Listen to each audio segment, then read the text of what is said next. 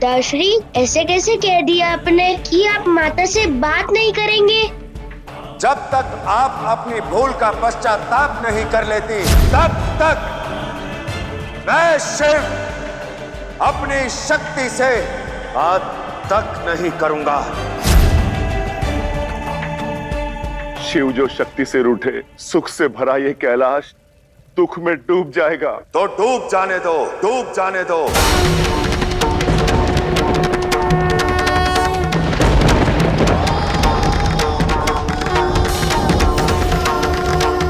यह कैलाश केवल शिव और पार्वती का घर नहीं है, ये कैलाश शिवत्व का आधार है, सत्य और न्याय का सार भी है। इस कैलाश का कण कण, हर स्तंभ धर्म, नीति और निष्पक्षता का प्रतीक है। शिव के इस कैलाश में ना तो पक्षपात और ना ही अनुचित सहानुभूतियों के लिए कोई स्थान है। उचित यही होगा शिव के साथ साथ शिव परिवार भी परिस्थितियों के अनुरूप ढलना और उन्हें स्वीकारना आरंभ कर दे। महादेव, हमें मृत्यु स्वीकार है, किंतु शिव शक्ति की एक दूसरे से रुष्टता स्वीकार नहीं है। मृत्यु सत्य को बदलेगी नहीं नंदी, और सत्य यही है कि अब इस समय में शिव और पार्वती एक दूसरे से क्रोधित हैं और हम एक दूसरे से बात नहीं करेंगे।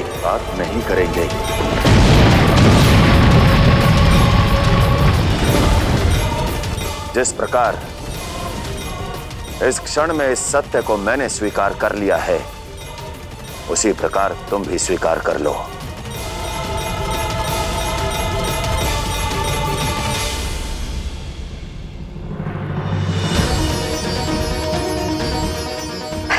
बस हो गया।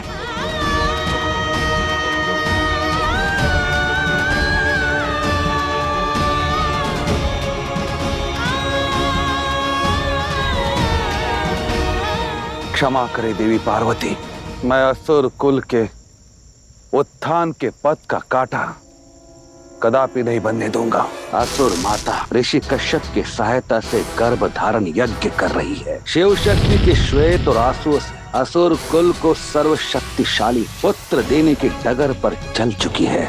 इसी उद्देश्य से ये सॉन्ग रचना पड़ा, आपको रोकना पड़ा, ताकि एक बार असुर माता दिति के गर्भ से वो शक्तिशाली असुर ने जन्म ले लिया तो उसकी काट आदि शक्ति के पास भी नहीं होगी। यदि शिव शक्ति के आंसू और श्वेत की एक बूंद भी मिल जाए तो इस अनर्थ की घाट मिल जाएगी।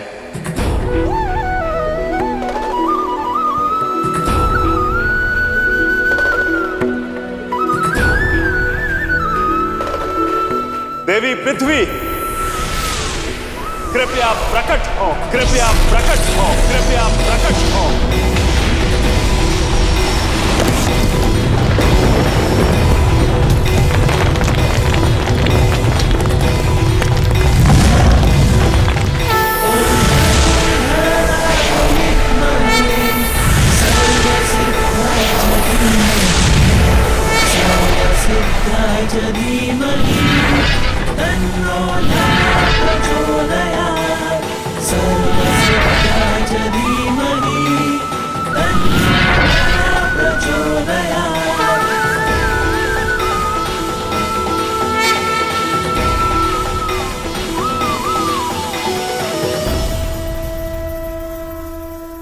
क्या आज्ञा है नारायण?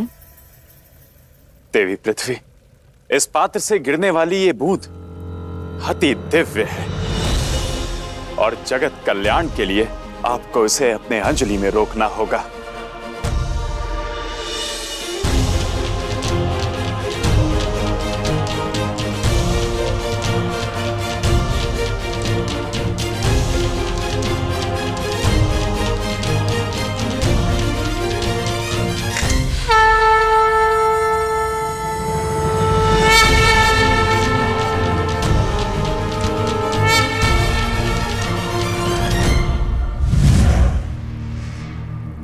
देवी, अब आपको इस बूंद को ग्रहण करना होगा।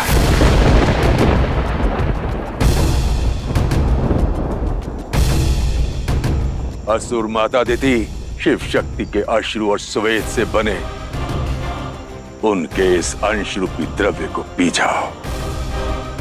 इसको पीते ही तुम गर्भ से हो जाओगी, गर्भ से हो जाओगी।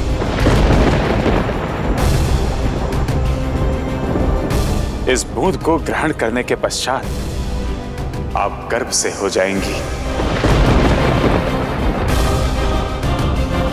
फिर तुम जैसा बलशाली महाशक्तिशाली पुत्र चाहती हो पालोगी।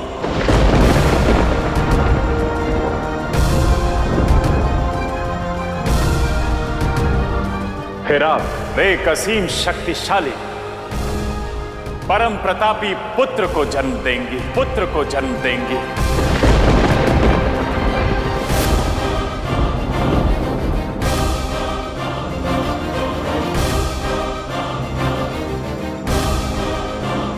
माता तो मैं बन जाऊंगी, किंतु इसके पिता वो कौन है? किसका अंश है ये? वचन दिया, किसी से भी कुछ नहीं कहूंगा। उचित समय आने पर आपको इस प्रश्न का उत्तर भी मिल जाएगा देवी। फिर देखिए कि कैसे वचन की बेड़ियों को विश्वास का सूत्र तार तार करता है। तब तक इस प्रश्न को प्रश्न ही रहने दीजिए। पिता के अभाव में ममता और कर्तव्य को मत उलझाइए। जो आज्ञा नारायण।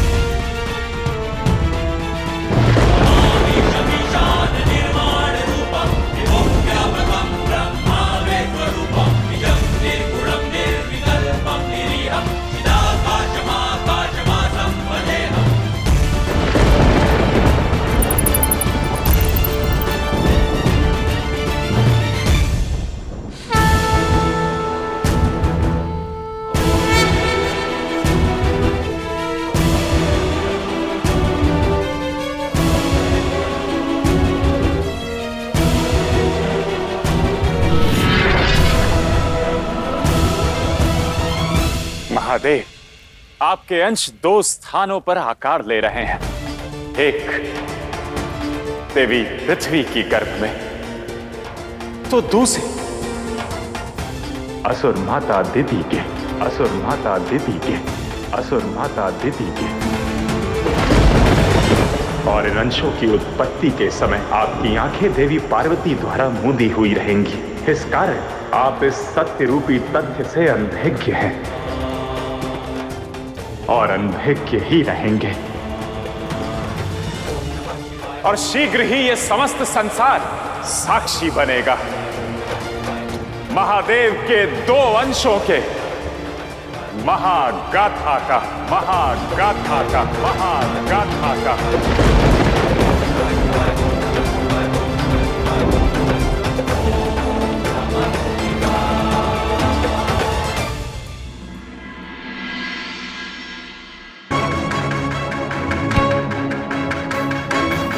औषधि भी लगा दी, फिर भी पीड़ा कम नहीं हो रही।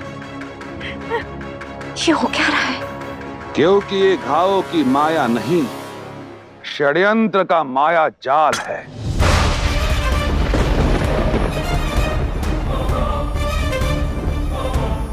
इस निर्दोष को क्यों सता रहे हो? ताकि इसे ढाल बनाकर आपको असुर माता तक पहुंचने से रोक सको,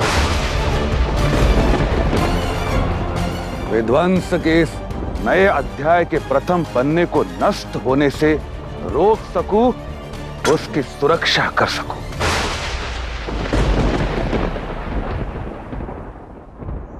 ऐसा क्या करने वाली है असुर माता? बताइए शुक्राचार्य। संसार के चित्कार के साथ भी शीघ्र अतिशीघ्र ये भेद अवश्य खुल जाएगा देवी।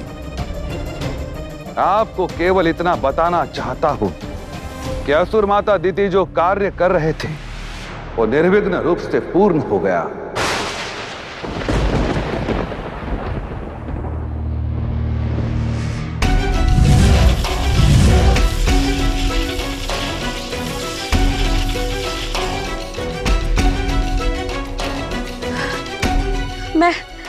मैं ठीक हो गई।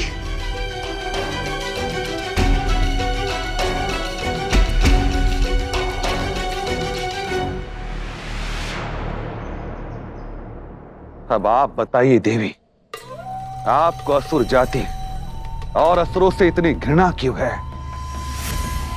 साक्षात शिव की शक्ति होने के पश्चात भी उनके समझाने से नहीं समझी आप?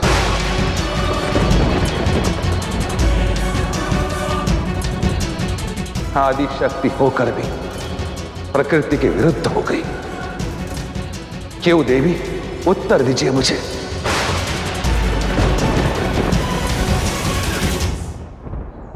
शस्त्रों से अधिक आपके शब्द असुर कुल का मान गिराते आए हैं गुरुवर।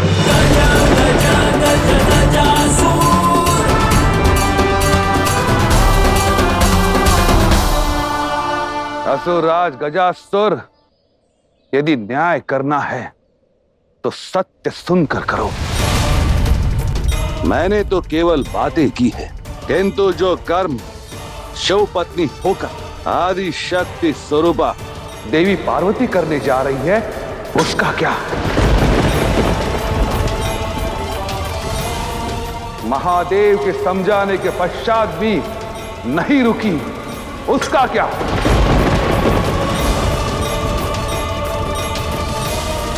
अपने परिवार के भविष्य की चिंता में कर्म फल देने वालों का ही कर्म में बाधक बनना क्या उचित है?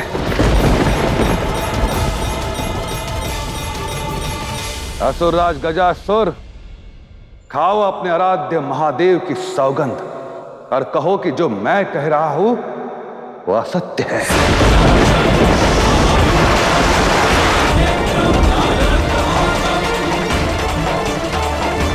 गजासुर का मौन साक्षी है इस तथ्य का कि आपके निर्णय से न केवल आदि शक्ति की गरिमा का उल्लंघन हुआ है, बल्कि जघन्य अपराध भी हुआ है।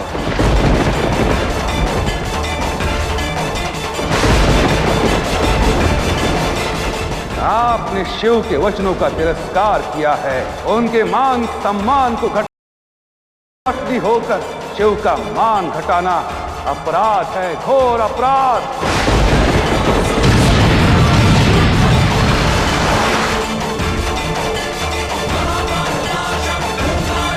अब आपको जीवन भर इसी कलंक के साथ जीना होगा देवी।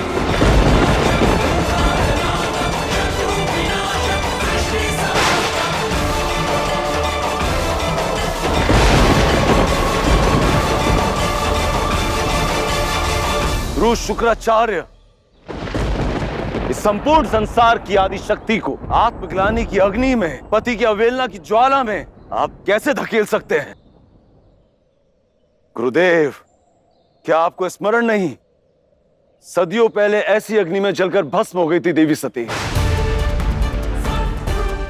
अवश्य स्मरण है देवी सती का, जिन्होंने स्वयं की आहुति देकर पति के प्रेम को जीवित रखा। सिद्ध किया उन्होंने कि पति की बात ना मानना उनके जीवन की सबसे बड़ी अंतिम भूल थी।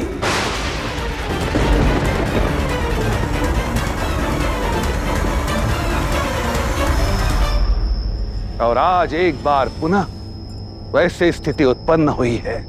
देवी पार्वती ने अपने पति की बात ना मानकर बहुत बड़ी भूल की है।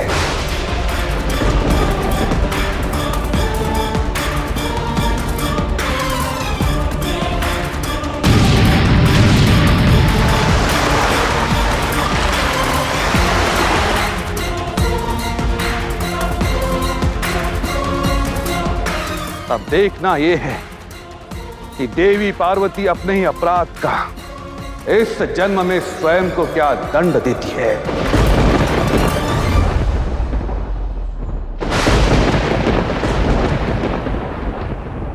मैं ही नहीं, समस्त ब्रह्मांड, समस्त संसार, ये प्रकृति देखना चाहती है कि देवी पार्वती शिवद्रोह अपराध का क्या पश्चाताप करती है।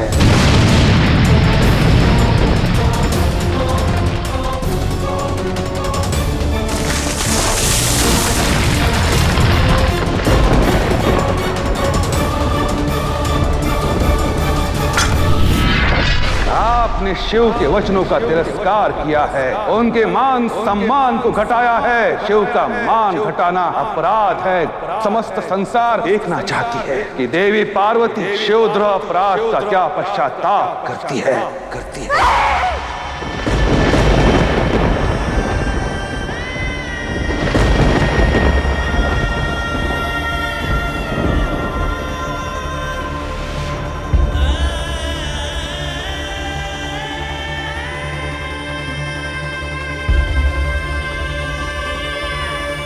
माता स्वयं को संभाले। माता, शुक्राचार्य का उद्देश्य आपकी अंतरात्मा को ग्लानि भाव से भरना है। माता, उनकी बातों पर ध्यान मत दीजिए।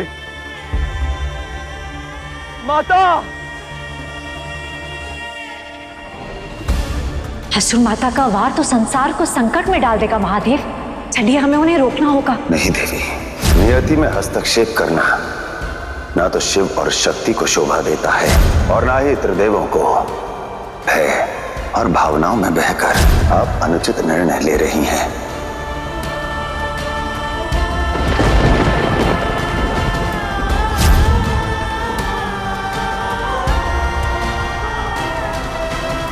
ये क्या कर दिया मैंने? बहुत बड़ी भूल हो गई मुझसे, वही भूल जो सती ने की थी।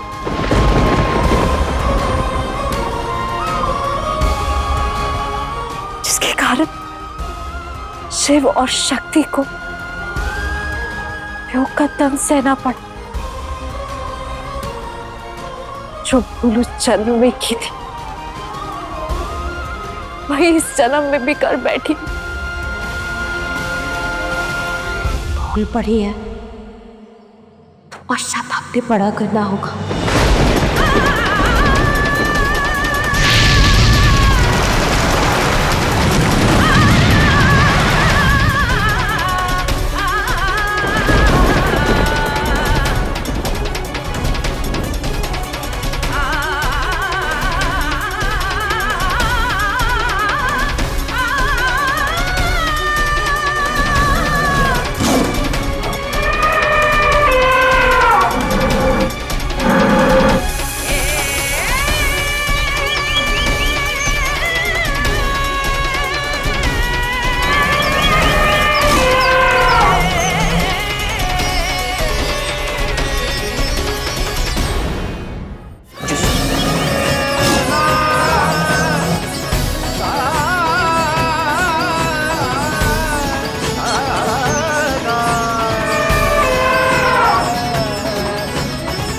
भूल सती जैसी हुई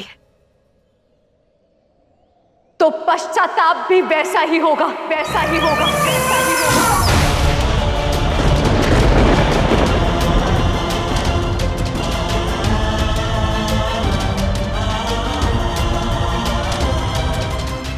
नहीं देवी, ऐसा अनर्थ मत कीजिए। स्वयं को सती सा घोर दंड मत दीजिए।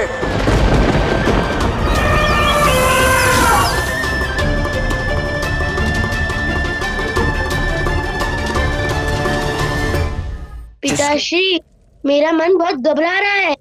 अब इसी क्षण माता को पुनः कैलाश लेकर आइए।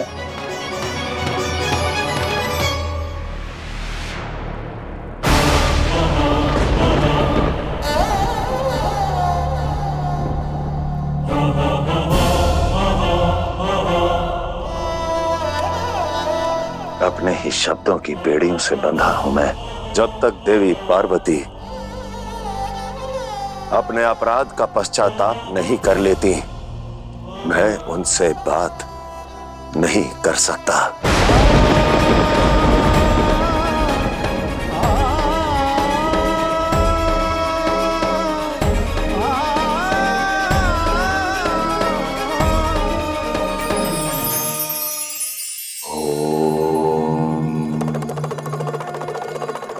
कहते हैं यदि सत्य को 100 आवरणों में रखा जाए तो एक ना एक दिन वो उजागर अवश्य होता है। सत्य वो दीप है जो मिथ्या और अधर्म के अंधकार को हार लेता है।